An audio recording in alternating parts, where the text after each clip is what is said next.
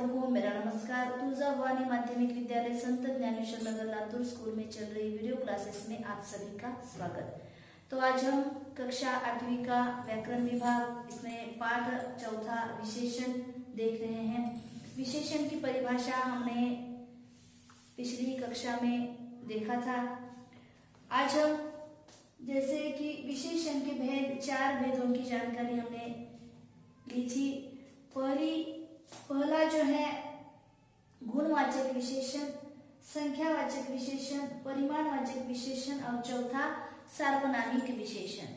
गुणवाचक विशेषण की परिभाषा करते समय जो विशेषण या जो शब्द संज्ञा या सर्वनाम के गुण, दोष, रंग आदि का बोध कराते हैं उन्हें गुणवाचक विशेषण कहते हैं। संख्यावाचक विशेषण जो संज्ञा शब्द सर्वनाम की संख्या का बोध कराते हैं उसे हम संख्यावाचक विशेषण कहते हैं। अब परिमाणवाचक विशेषण किसे कहते हैं? तो यहाँ पर परिमाणवाचक विशेषण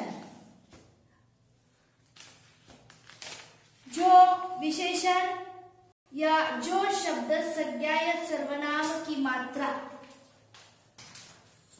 जो शब्द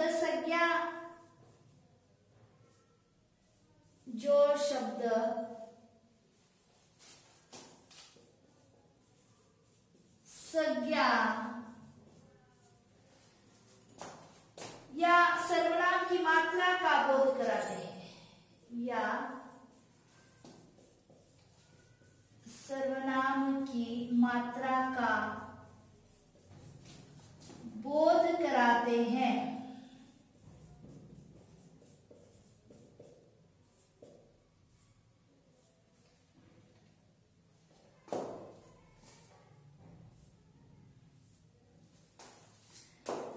जो शब्द संज्ञा या सर्वनाम की मात्रा का बोध कराते हैं।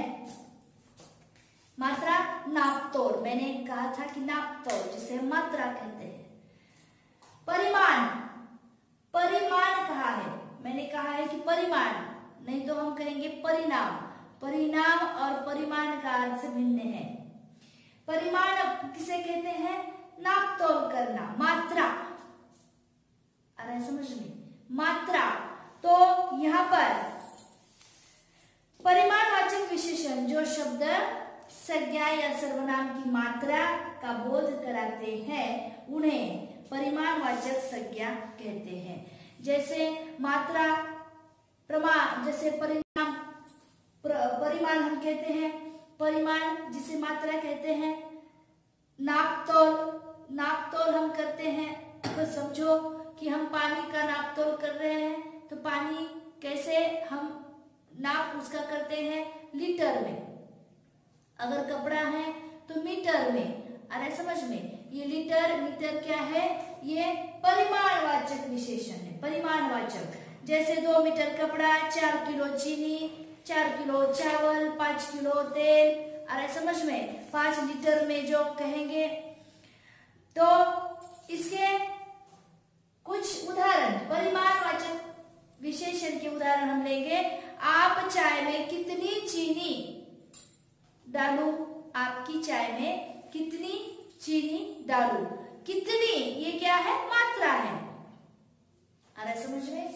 कितनी ये क्या है? मात्रा है। तो यह परिमाणवाचक विशेषण है। डिब्बे में 1 किलो दाल है। डिब्बे में 1 किलो, ये 1 किलो क्या है? नापतोल है, परिमाण जिसे कहते हैं। आ रहा है समझ में? डिब्बे में 1 किलो दाल है। मैं आपके लिए 100 दानों से इतनी अधिक फसल तैयार की है। मैंने आपके लिए 100 दानों से इतनी सारी, इतनी अधिक फसल तैयार की है। आ रहा है समझ में? इतनी अधिक, अधिक ये क्या है? मात्रा है। अधिक ये क्या है? मात्रा है। नाप तोल करने की एक मात्रा जिसे हम कहते हैं नाप तोल करना। तो परिमाणवाचक के भी कुछ भेद यहाँ पर बताए हैं, जैसे निश्चित परिमाणवाचक विशेषण और निश्चित परिमाणवाचक विशेषण।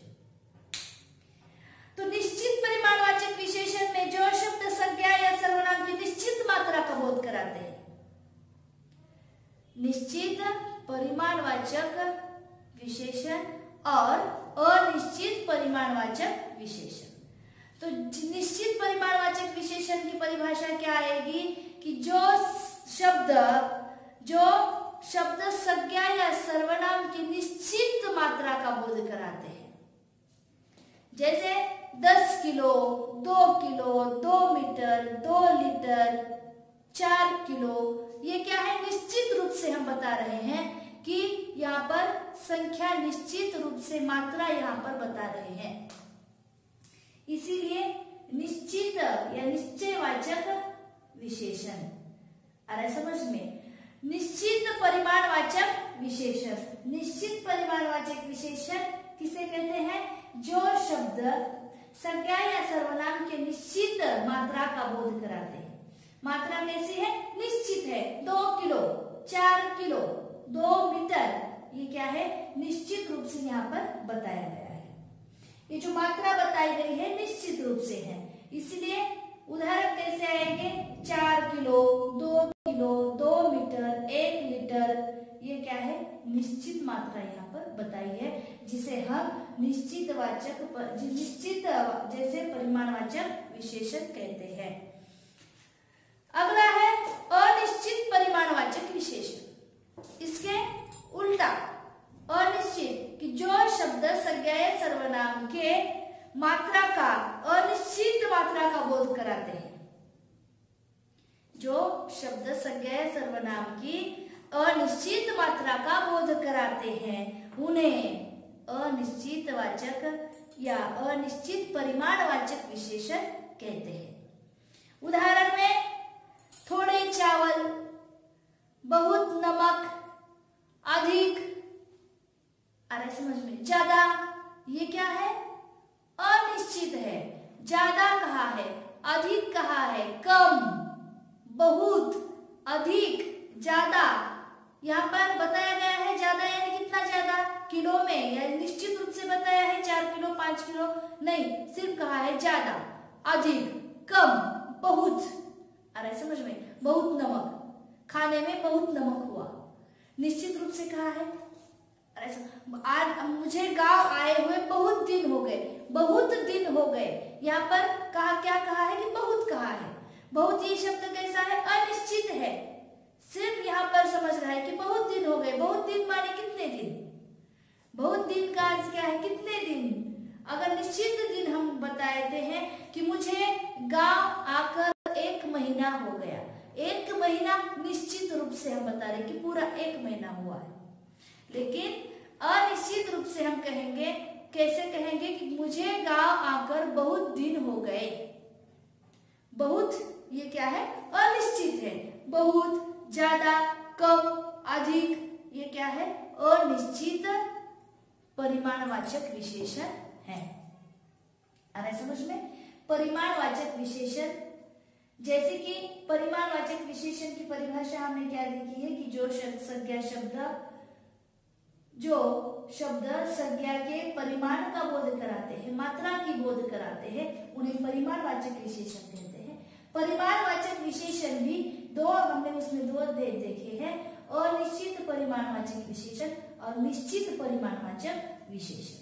तो निश्चित परिमाणवाचक विशेषण की परिभाषा हमने देखी है कि निश्चित परिमाणवाचक विशेषण में जो शब्द सर्वनाम के निश्चित मात्रा का बोध कराते हैं, संज्ञा के निश्चित मात्रा का बोध कराते हैं, उन्हें निश्चित परिमाणवाचक विशेषण कहते हैं। और जो शब्द संज्ञा या सर्वनाम की अनिश्चित मात्रा का बोध कराते हैं, उन्हें अनिश्चित परिमाणवाचक विशेषण कहते हैं। आ रहा है समझ में? अगला और अंतिम भेद है सार्वनामिक विशेषण। जो सर्वनाम शब्द वाक्य में विशेषण का कार्य करते हैं, उन्हें सार्वनामिक विशेषण कहते हैं। जो सर्वनाम शब्द वाक्य में विशेषण का कार्य करते हैं, उन्हें सार्वनामिक विशेषण कहते हैं। जो सर्वनाम, सर्वनाम किसे कहते हैं? संज्ञा के बदले जो शब्द आता है, जो शब्द का प्रयोग हम करते हैं उसे सर्वनाम कहते हैं। और ऐसा सर्वनाम, जो सर्वनाम वाक्य में विशेषण का कार्य करता है, उन्हें हम सार्वनामिक विशेषण कहते हैं। जैसे वह घर, यह लड़की, आ रहा है समझ में? यह कुल्हाड़ी मेरी नहीं है। यह सर्वनाम है और वाक्य में विशेषण का कार्य कर रहा है। कुल्हाड़ी की विशेषता क्या है? यह कुल्हाड़ी मेरी नहीं है। यह सर्वनाम है और वाक्य में यह विशेषण का कार्य कर रहा है, इसीलिए यह क्या हो गया? सार्वनामिक विशेषण हो गया। गेहूं के वे दाने कहाँ हैं? गेहूं के वे दाने कहाँ हैं? गेहूं के वे दाने कहाँ हैं? ये वाक्य है, देखो। वे ये सर्वनाम है, वे ये सर्वनाम है, लेकिन इस वाक्य में यह विशेषण का कार्य कर रहा है, इसीलिए वे क्या हो गया? सार्वनामिक विशेषण हो गया।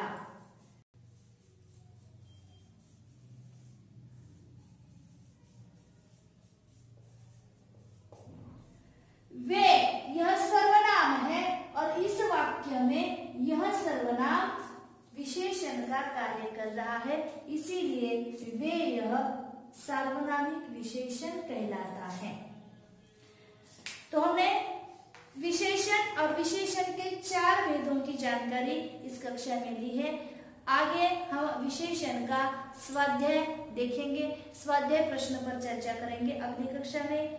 यही कक्षा में अभी हम यहीं पर रुक जाते हैं। धन्यवाद।